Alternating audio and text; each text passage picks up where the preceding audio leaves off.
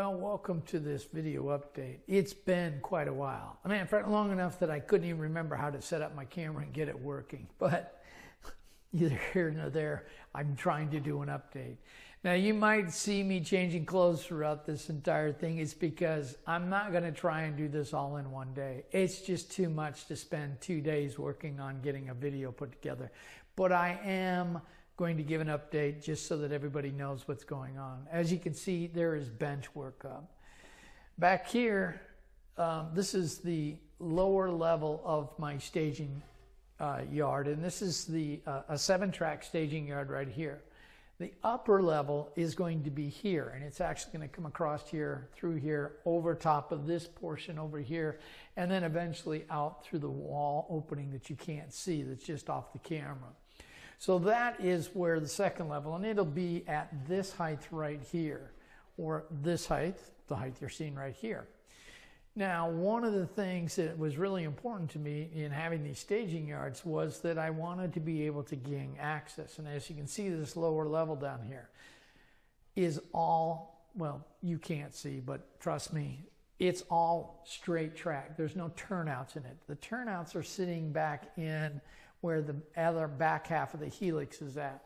And so both levels of turnouts will be in there. So all this staging yard is just straight track. The advantage of that is that, of course, I won't have to worry about derailments because of turnouts and cars picking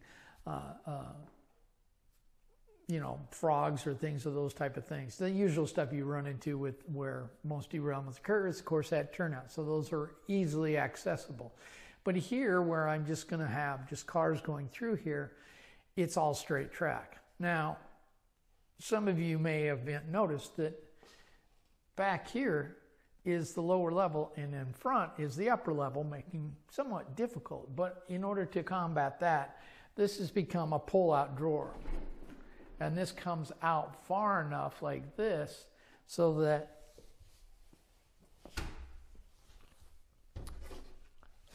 I can reach back here. Now, obviously, I won't be able to get this tall because this height right here, which you can't see right there, there we go, this height right here will go all the way across. This will be Denver's height. So Denver is 4 inches above the upper level and 8 inches above, actually 9 inches above the lower level. But again, it's all straight track. So all I really am going to have to do in this area here is just clean cars out or move stuff around if it becomes derailed. And so this is plenty wide enough. It'll also be able to support the backdrop. But by making it this slide out like this, it'll make it a little easier for me to work with. Cleaning tracks or doing anything I have to do in here. And again, because they're all straight tracks, there are no turnouts.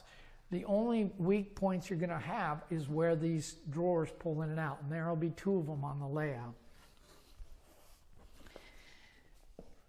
This was a huge project to make sure that these things were as smooth as can be and they locked in together. Both rails have to be exactly at the same position.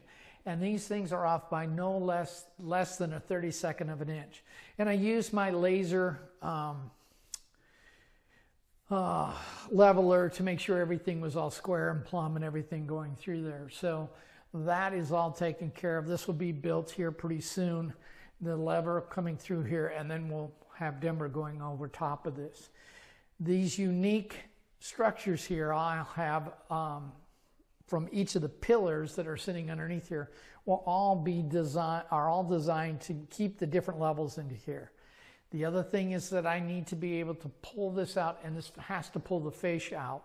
So the fascia will mount on these lower ends here, and then a split in the fascia will allow this to come up to the Denver level. And then as I pull this out, I'll put a pair of handles on it, and I'll be able to pull this out and get the whole fascia to pull out and everything to pull out so I can get back in there and work. Again, I'm not expecting to. Straight track usually doesn't give anybody any trouble, but you need to be able to plan for it, and that's the important aspect of it.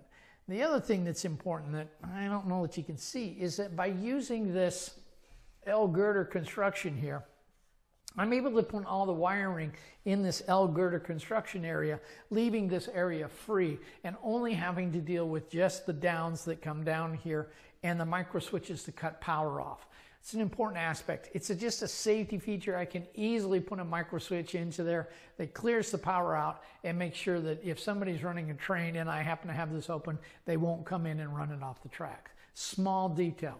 Now, this other problem with this, though, is that I use keep alives. So I need to make sure that there's also some type of physical barrier that drops into place. I'm trying to figure that one out yet. More to follow on that. But that's what's actually going on. And I have laid just about 300 feet of track already, most of it in the staging yard. In a minute here, I'll turn the camera a little bit so you can take a look at what's going on. And yeah, I'm building the layout. The place is a slight mess. So just hold 1 minute and we'll make a change and move the camera so you can see what's going on. Okay, so here we are on this side of the room. I literally just turned the camera. And right here is the Helix. I've got the first and the second level done. It actually doesn't have the cork on this upper level here. I'm waiting for the lower staging yard to be finished up, which I finally got all the switch motors in place, and we'll talk about those in a few minutes here. But those all needed to be set up. Right now, the current things, and I'm making sure that's getting done before I put the upper deck on top of it, is running those heavyweight cars through the staging yard, through all the turnouts, and making sure that everything works both forwards and backwards with no issues whatsoever. You always have a little things that you need to tweak and adjust, maybe a little bigger angle coming off of this. But for the most part, those heavyweight cars are now going through forward and backwards pretty clear. The only thing left to do now is just to finish putting in the control rods that go to the motors to the turnouts and make sure those are done. I kind of did something a little different, and a lot of it has to do with the fact that I'm using LCC this time around. You know, when I first saw LCC, when it was first introduced in, boy, it's been like 10 years maybe not that long, but it sure seems like it.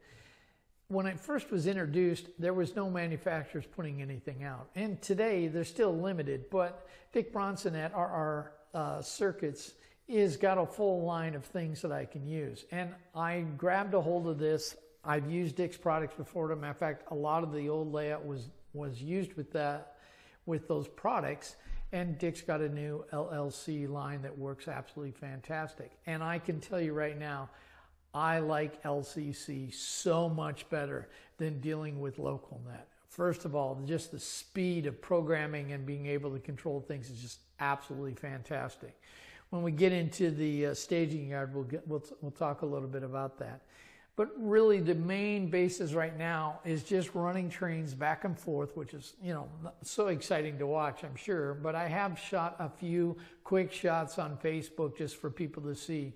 But I've been running them back and forth and making sure that, is this a problem with the turnout or is this a problem with the heavyweight passenger cars? And they are my most troublesome rolling stock that I have, is those heavyweights.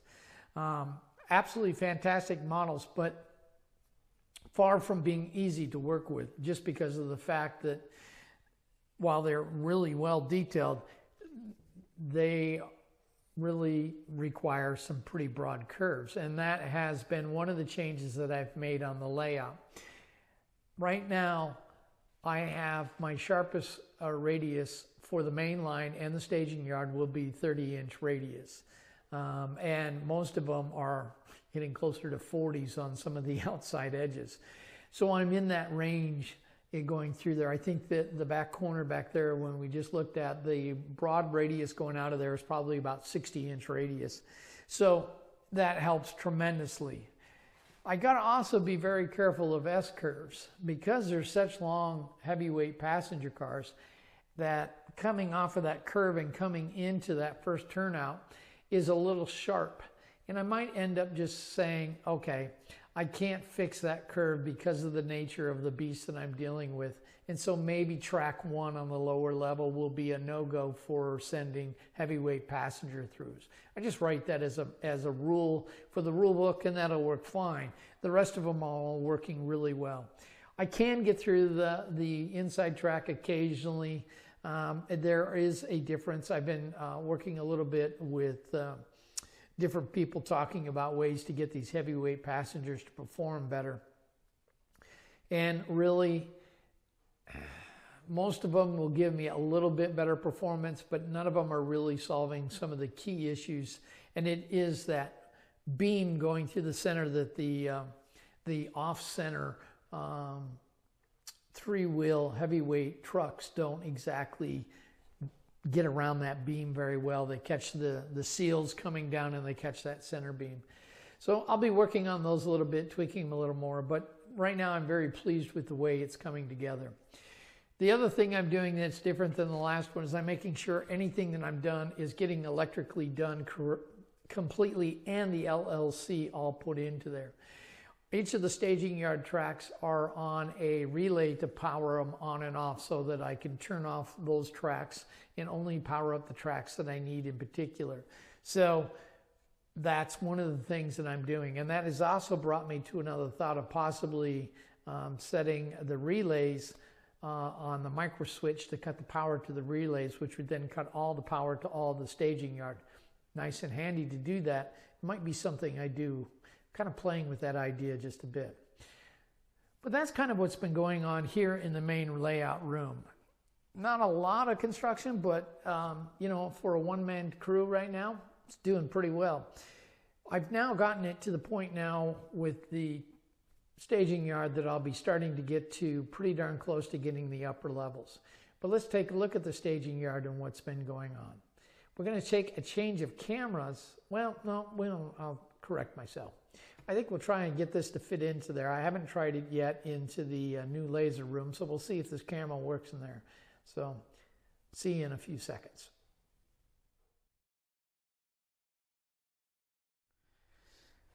Well, here we are in the staging yard, and literally you're sitting right next to the laser. So this room that's in here, it's going all the way back there, is the Helix is back here. This is the back half of the Helix. The staging yard is right through here. You can see this is the lower level staging yard. And you can see the south staging yard control panel. Now this is both upper and lower staging yard, but just the south end here. And these are my relays that will be controlling the turnouts with the new turnout motors I got. Now I got these, Dave Braza is the one I seen use these first. Other than folks I found on the internet and at YouTube that were using them. These are very popular in Europe. They're a little more expensive than, now they're less expensive than a tortoise, but by the time I add in these other items, it's a little more expensive than it would be if I were using tortoises, but they're nice and small, low profile, just kind of like the servos, which makes it very handy to actually put them into place. And I have them all sitting in here and they're wired up and all that. One of the things that was really important that when Jonathan was out here was to help me. One of them you can see is right back, well, let me get on this side over here, that white box you see over there on the wall there. That's my phone system.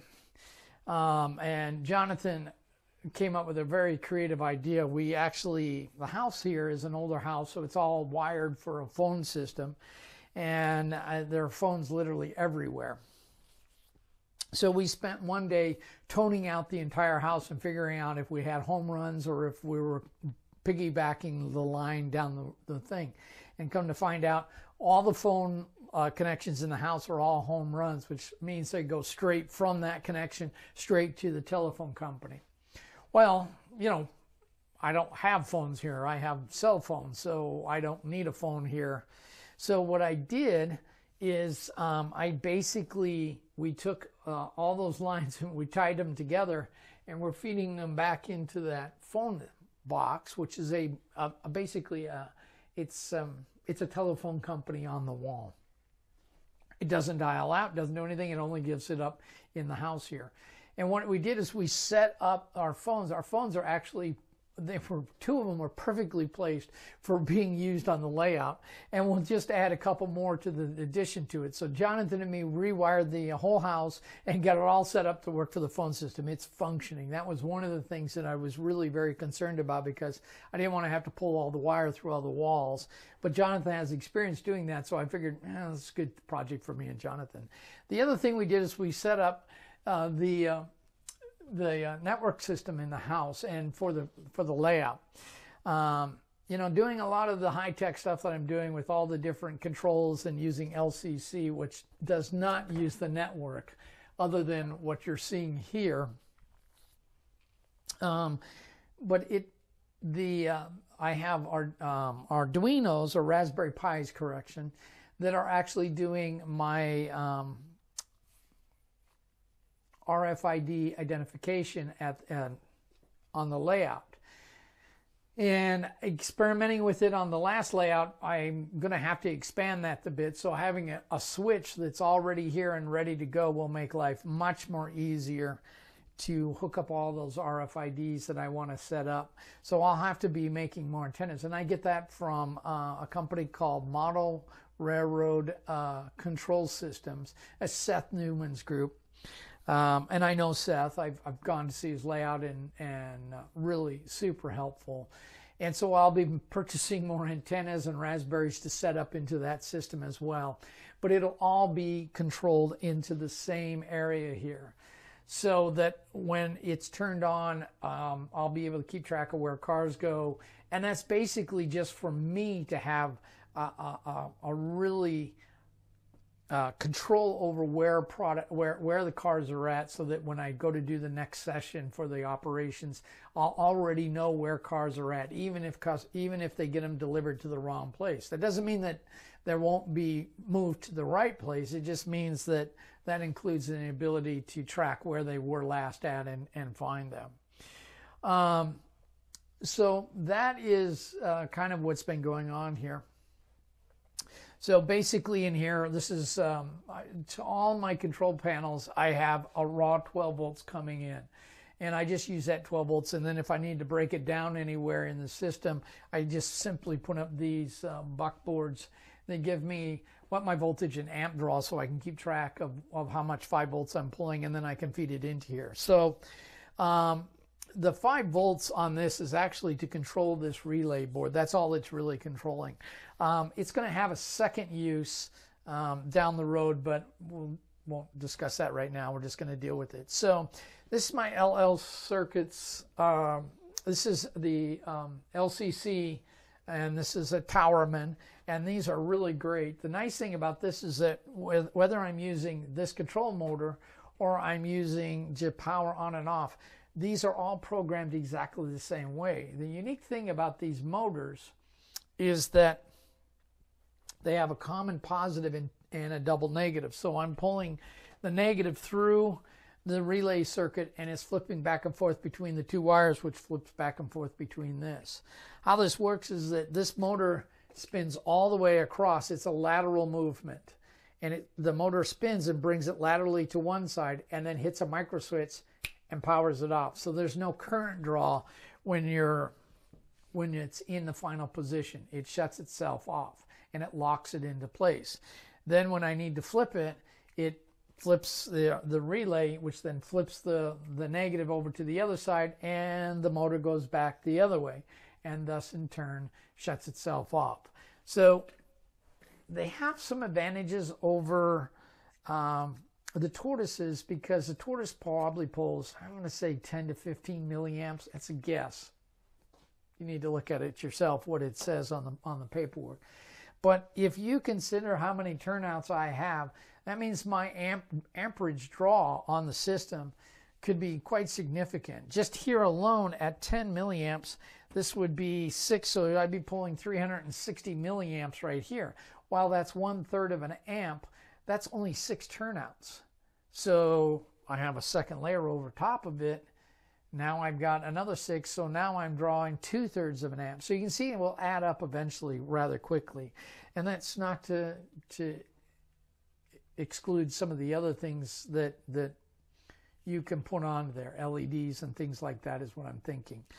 The other thing that this has is it has just the same type of thing as a tortoise. It's got a built-in double pole switch in there that you can use to power the frogs. Now I use frog juicer, so I don't need it. But one of the things I may want to do, because the advantage of LCC is that you don't need a computer to necessarily run it. You need a computer to program the cards, but once they're programmed, you don't need a computer to run it. Now, I will be using a computer to run my CTC panel that will be controlling it, but I don't need it to actually run, say, ABS or any of those type of things. Once they're programmed, they're done, and I can leave them alone. And that might be what I do. So if I'm running the layout by myself, I don't need CTC control because I'm only one person running the layout, and I can turn on ABS and just let it run by itself with no problem whatsoever. And this actually has a program you can actually set in there that it's operating when CTC is in operation or not. I haven't figured it all out yet, but I'm learning as I go through it. So really very cool. So that's kind of what I've got here. One of the things that I did post on Facebook, and I was going to talk about a little bit. In order for LCC or a lot of the different systems that we have out there, even local net, you need to plug in your connection into the computer.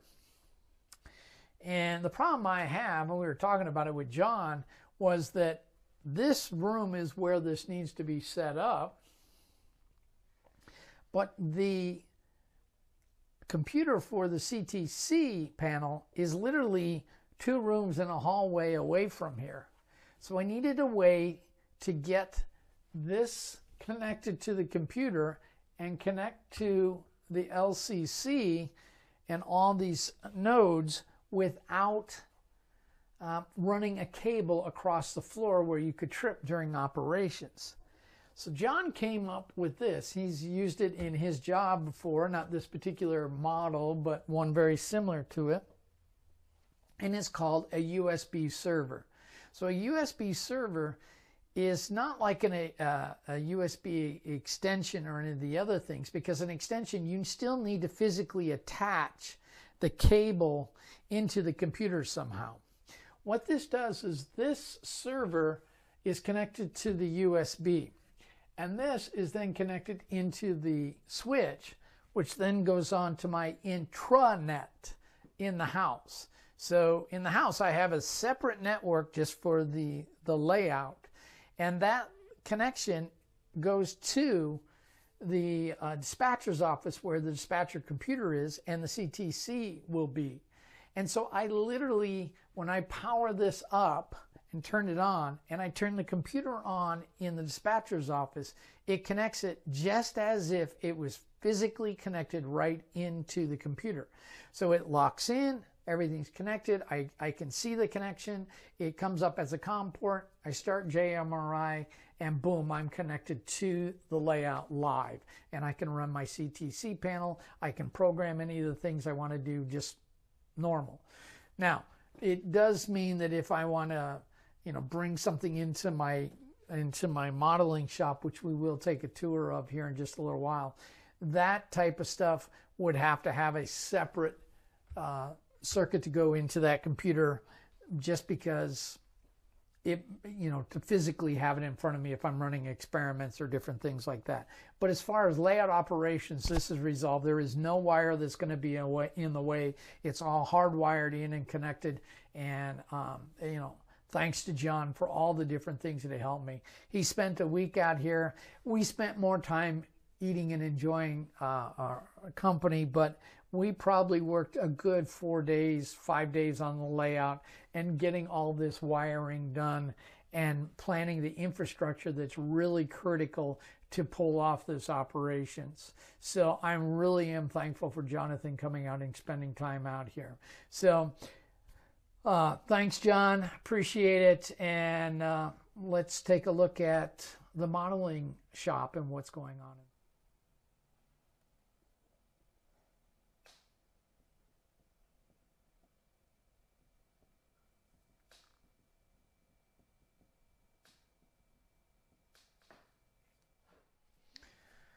So welcome to the modeling shop. This is a spare bedroom. Now my dispatcher's office is literally right over here on this side.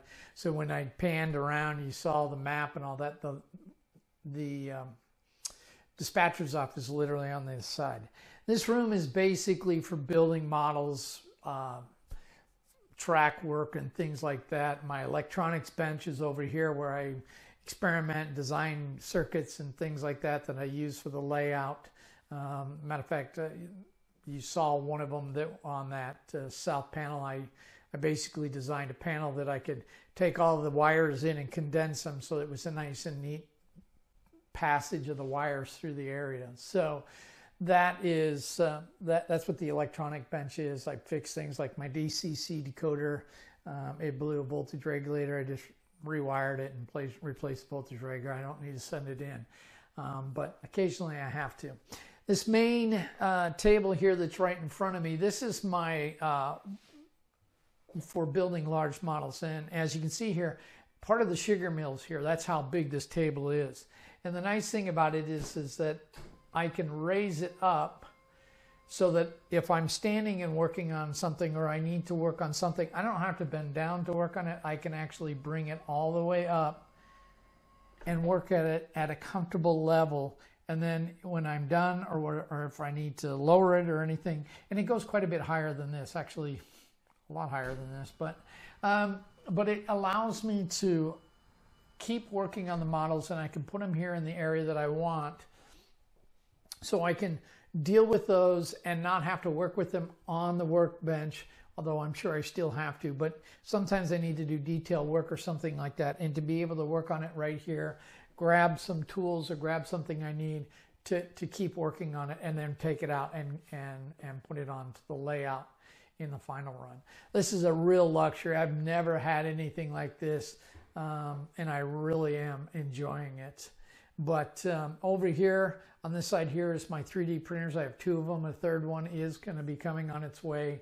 I also will put a paint booth right here to actually vent out through the window right above it there. My airbrushes are all sitting right in this area here.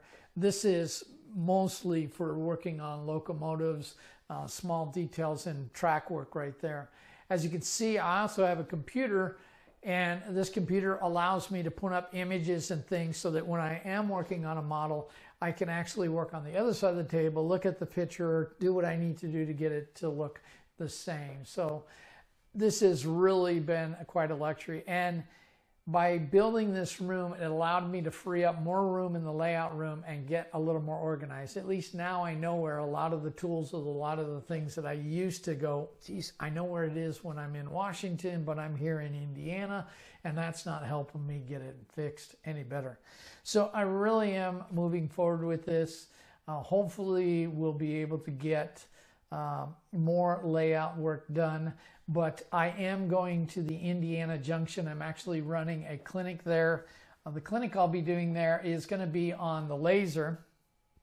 And my thought is that there's a lot of folks that may be interested in what do I need to do? How do I do it? Oh, how much does it cost? What am I going to, what is involved with actually using a laser? I use a laser quite a bit in my layout. You saw the signage. I use it for cutting models. You know, there's one right in front of me here. And I use the laser quite a bit for a lot of things. So my presentation is going to be Laser 101. What does it take to run a laser? What does it cost? What can I do with it? I mean, a lot of folks immediately go, well, I can cut late models out. Well, let me tell you what, I've done so much more with the laser beyond cutting the models out, stencils, signage, all the different things that I've done. So that's what the clinic's going to be about. If you ever have a question about a laser, what can I do with it? How big do I need? All those type of different questions. That's what the purpose of it. It's actually going to be a discussion. I have a presentation, but it's my hope that we actually just sit down and have a conversation about what does it take to use a laser on the layout. And, you know, anything beyond that. You know, for instance, you can use the laser to cut out sleepers for your rails. So all kinds of different questions like that we're going to be dealing with. So I hope this helps you out. I hope you enjoyed this update and kind of see what's going on. Hopefully they'll start to get a little more quicker as things move on, especially now that the infrastructure has all been done. I still have to have one more room to remodel, and that's my office. And no, we're not showing that room. It's a disaster. It's still packed with boxes and everything all over the place. But it will eventually get done. I have plans for the dispatcher's desk that will go into there, so I'm really looking forward to that. But that is going to be another significant remodel, much like this one was. Although I'm not getting rid of the carpeted floor in there. I kind of like it in there. But that's what I've got planned, and that's what this week, this update is. I hope you enjoyed it. Until next time, happy modeling.